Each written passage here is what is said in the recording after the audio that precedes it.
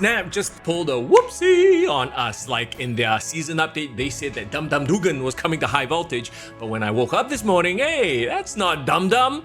Snap, y'all okay over there? Anyway, who is Toxie Doxie?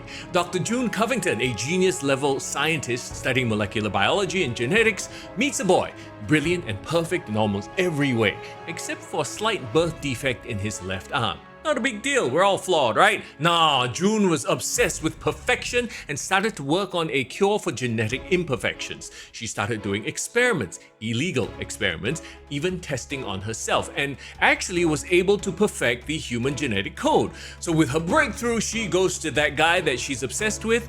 Well, he rejects her and her methods and had her arrested for the experiments that she did. In revenge, June lured the guy to her lab, injected a genetic plug-in into his body, which paralyzed his entire body, and then she sealed up the lab and left him there to die. Hell hath no fury. Isn't that what they say? Using her genetic plug-in technology, she gave herself all kinds of superpowers, including superhuman durability, poison breath, telepathy, and more. Now going by the villain named Toxie Doxie, she's eventually arrested and locked up in the same facility as Norman Osborn. And after Norman Osborn escaped and eventually formed the Dark Avengers, basically his evil version of the Avengers, he recruited Toxie Doxie to become his new Scarlet Witch. She also at one point stole Inhuman DNA to get even more powers, but was ultimately defeated by Captain Marvel and, get this, Santa Claus. In Marvel Snap, Toxie Doxie is a 2-energy 1-power card with the ability, on reveal, give 2 cards in your hand plus 2 power. You can't play them next turn.